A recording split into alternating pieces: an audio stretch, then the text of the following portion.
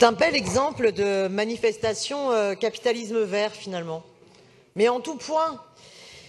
D'abord, sur 2 kilomètres, on a donc là une grande manifestation de course voitures électriques. Et sous prétexte qu'il s'agit de voitures électriques, eh bien, on serait dans une manifestation écologique. Ben non, non, parce que la voiture électrique en soi n'est pas écologique. La voiture électrique, excusez-moi, mais elle a un problème de batterie au lithium dont on ne sait comment les recycler. Et je crois que vous avez du mal à comprendre que les enjeux écologiques exigent de nous qu'on soit dans la décroissance énergétique et pas simplement dans la transformation. Bon. Et qu'on doit aussi repenser aussi une décroissance et ralentir nos rythmes. Donc, sur cet événement, d'abord, Monsieur Béliard est intervenu pour bien préciser les empreintes carbone que pouvait revêtir ne serait-ce que l'événement en lui-même. Revêtir, d'enrober les pavés classés juste pour une course de quelques heures, quelle aberration, rien qu'à ce niveau-là. Mais surtout promouvoir absolument la Formule E et promouvoir les voitures électriques, tel ne doit pas être notre projet d'évolution écologique. Face à l'urgence de la crise climatique, il faut réduire la place de la voiture et pas poursuivre le mythe de la voiture individuelle, fût-elle électrique ou à l'hydrogène. On doit penser autrement nos déplacements et on doit penser autrement les villes. Les villes doivent cesser d'être la course à la vitesse. Parce que cette manifestation, excusez-moi du peu, mais c'est quand même à la fois le culte de la voiture, mais le culte de la vitesse. Est-ce que c'est notre rôle que de valoriser, de vanter le culte de la vitesse en voiture? Non, je ne pense pas.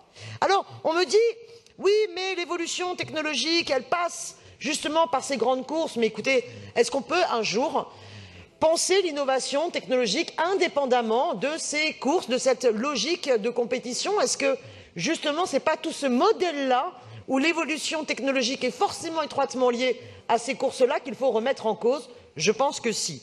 Madame Rachida Dati, vous vantez que le modèle économique permet justement de financer un certain nombre de travaux, et notamment l'éclairage public, grâce finalement au mécénat, ou plutôt à l'investissement en retour de ceux qui organisent l'événement. Mais c'est ça qui est terrifiant. C'est qu'aujourd'hui, maintenant, l'ensemble du financement de nos politiques publiques dépend de la privatisation de l'espace public.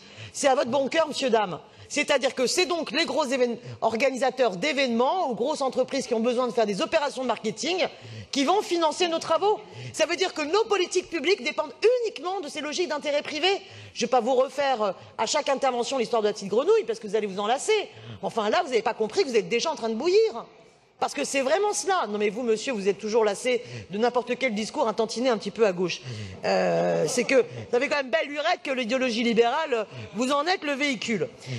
Ensuite, concernant ce mythe de la voiture individuelle dont il faut sortir, il y a quelque chose qui m'effraie dans cette délibération. Vous vantez dans cette délibération eh bien, que les écoles du 7e arrondissement vont pouvoir participer aux villages, aux actions, aux initiatives. Donc on va, en termes d'éducation populaire, vanter auprès des enfants des écoles la vitesse, le tout voiture. Mais attendez, là, arrêtez.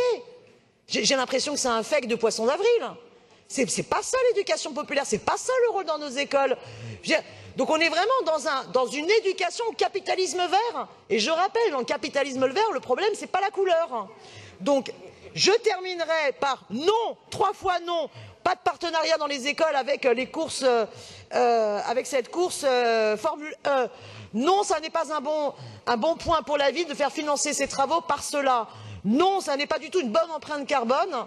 Et non, la logique, l'enjeu climatique ne nécessite pas une transition du tout voiture à essence vers le tout voiture électrique, mais au contraire vers la décroissance et la réduction de la place de la voiture dans l'espace public. Je voterai donc contre, comme vous l'aurez bien compris.